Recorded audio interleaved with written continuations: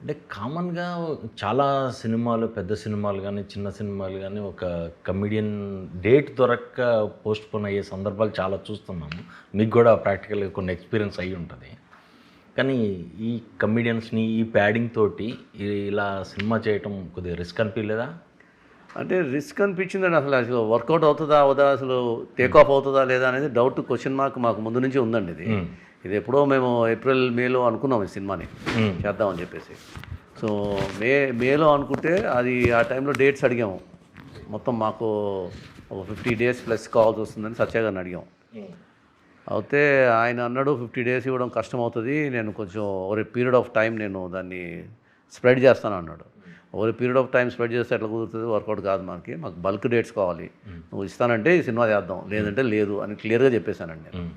So ఈ said మరి చాలా కమిట్మెంట్స్ ఉన్నాయి, చాలా సినిమాలు ఉన్నాయి అని తన డేట్స్ డైరీ చూసుకొని ఆల్మోస్ట్ సెప్టెంబర్, అక్టోబర్ వరకు ఫుల్ ప్యాక్డ్.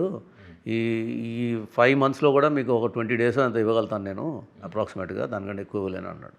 అలా అయితే సినిమా ఎట్లా వర్కౌట్ అవుతుంది? అవ్వదు కదా. మరి దీన్ని ఏదో ఒకటి ఆలోచన చేసి నన్ను డేట్స్ ఇస్తానంటే సినిమా చేస్తాం, లేకపోతే లేదని చెప్పడం. నేను కానీ రితేష్ కానీ అదే చెప్పాము. చెప్తే తను ఏమన్నాడంటే, సరే అయితే నేను ఈ సినిమా నన్ను లీడ్ కింద పెట్టి చేస్తున్నప్పుడు నేను దీన్ని ఫుల్ ఇంపార్టెన్స్ ఇవ్వాలి కాబట్టి ఈ కమిట్మెంట్స్ అనేది నేను వదులుకోలేను కదా, ఆల్రెడీ కమిటెడ్ రోల్స్ అన్నీ.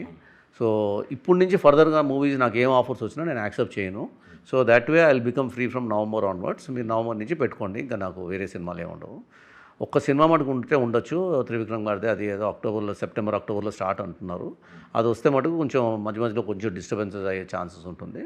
లేదంటే తత్మయన్ని మటుకు నేను ఇంకా వేరేదేమీ యాక్సెప్ట్ చేయను అన్నాడండి. సో అలాగా నవంబర్ నుంచి బల్క్ డేట్స్ ఇచ్చాడండి మనకి.